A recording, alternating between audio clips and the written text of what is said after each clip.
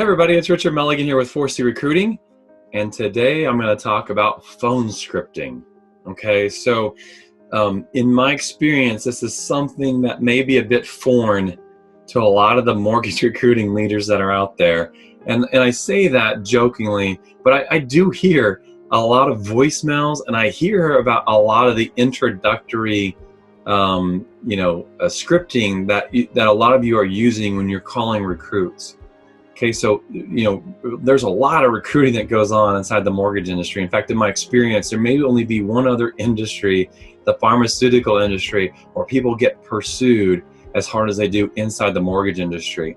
So the little things are the big things. Okay, phone scripting is so important. In fact, there's really two things that you need to use again and again and again in this business to be a successful mortgage recruiting leader. LinkedIn is one of those, and most of you don't know how to use LinkedIn. Okay, you connect and then you ask. You haven't asked. You ask for a meeting.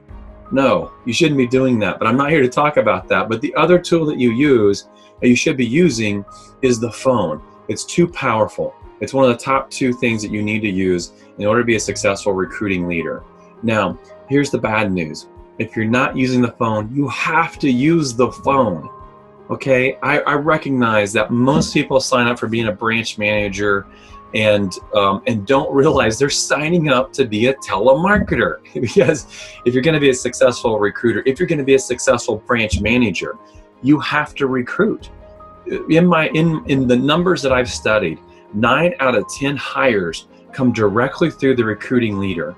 The recruiting leader is the branch manager, the area manager, the regional manager, or VP. They don't come through recruiting departments. Okay, they don't come from external recruiters. Okay, people come to you because of you, the recruiting leader. Okay, so compliments to you, people are going to come to you because of you, which means that you have to be able to establish relationship over the phone. And what means is that you have to have a phone script when you call someone. Now, it doesn't mean you're going to read directly from the script, but you better have some bullet points that you're going to actually engage around when you call somebody. Now, I hear what's being used out there, and it's sad because a lot of you are setting yourselves up for failure. You're making a mockery of your leadership because when you call, the scripts that you're using are so weak. And a lot of you are actually leaving voicemails, and I get to hear those voicemails because a lot of people that I coach actually send me the voicemails and say, "You won't believe the voicemail that I heard today." And the voicemails are very weak. So take your voicemail and stop leaving them, period. Voicemail is a breadcrumb. Breadcrumb that leads back to you, the recruiting leader. And I'm sorry to tell you this, but nobody wants to talk to you. Nobody wants to talk to you. Nobody wants you with your agenda to call them and to say, "Hey, I've got a better opportunity for you. Please, let's meet." They just don't. It's not something. Listen, we've tested this at a very high level with a very large mortgage company, and in leaving over 1,000 voicemails, we had 4 responses, and those 4 responses were people that we were not interested in. Okay, that means that's a 0.04% response rate to voicemail and a 0% return on the voicemails. Voicemail is not a productive tool for you to use as a recruiting leader. Keep in mind, the recruiting leader fishes for recruits different than the corporate recruiter does. The corporate recruiter has this huge seining net that they get to use. You as a recruiting leader use an individual fishing pole. And what's on the end of that, at the end of that hook, is you, the attractive leader. Okay, the attractive leader represents this, has a vision. Okay, if you don't have a vision, get a vision. Is very clear in their core values, their core convictions, their vision, can articulate that very well, and then lives and acts in accordance with that vision. So that's the bait on the end of your hook.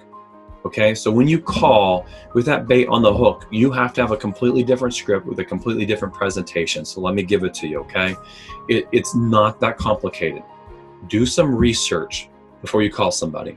Take that cold call and turn it into a warm call very quickly because you've done a decent amount of research on the individual.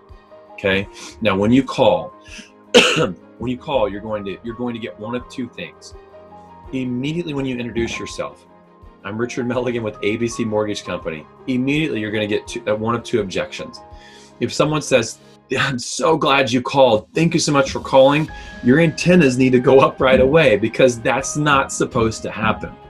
What is going to happen is you're going to get one of two objections. I don't have time to talk to you right now. Okay, one objection. The second objection, I'm super happy where I'm at and I'm not going to leave. Thanks for the call.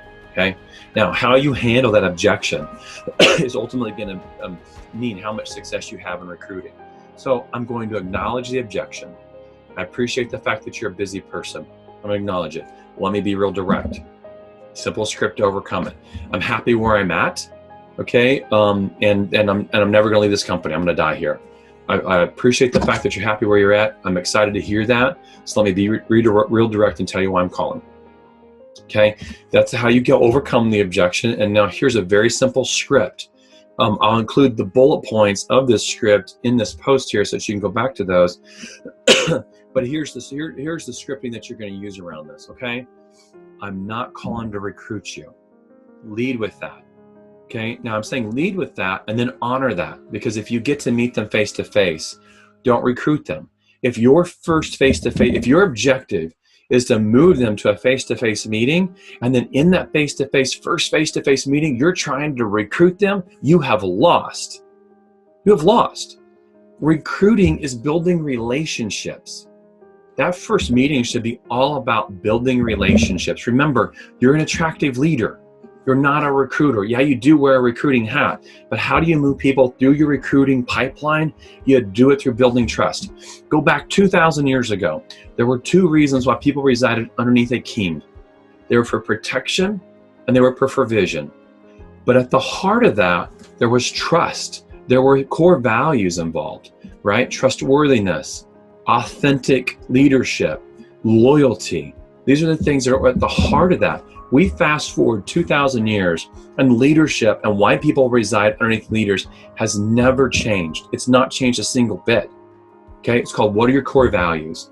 Okay, you want to win over somebody, show them who you are as a leader. What are your core values? What are your core convictions? What is your vision?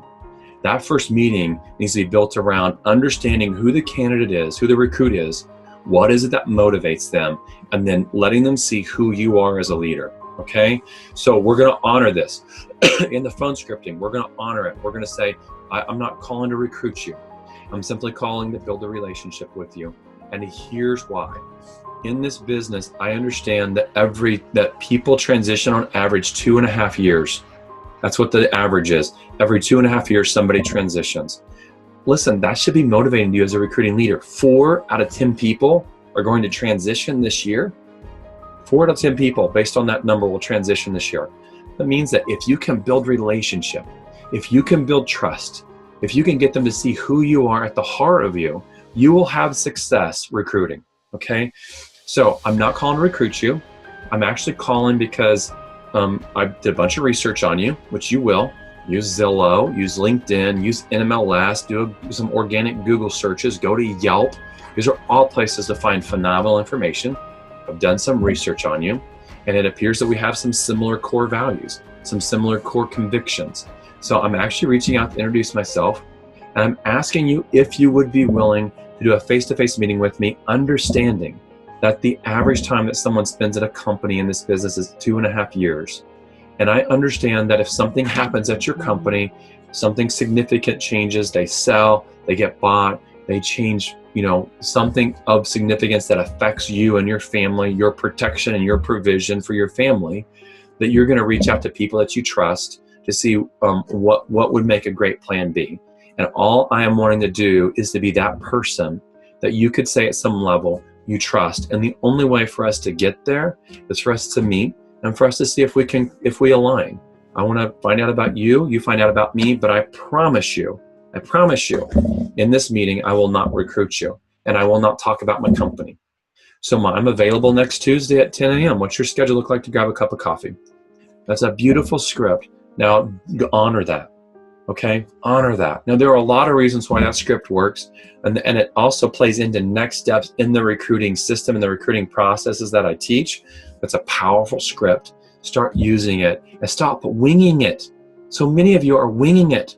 You're devaluing who you are as a leader when you show up and you wing it on anything. You know this. Show up to a presentation and wing it. People will devalue your leadership. You are winging your calls. I hear the scripts that you're using. I hear the voicemails that you're leaving. There's a lot of people out there that are simply rolling the dice and hoping the right words come out of their mouth. Get a script, memorize the script, know how to overcome these objections, use them. Powerful things will come from them, okay? All the best to you as a recruiting leader. You have the most difficult job inside the mortgage industry today.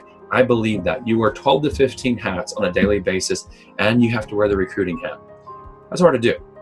But you can do it, and you can do it well. I know that. Lots of people do, and you can do it. You won't need to understand some basic things around it to be successful. I'm here to teach them to you. Have a great week, everybody.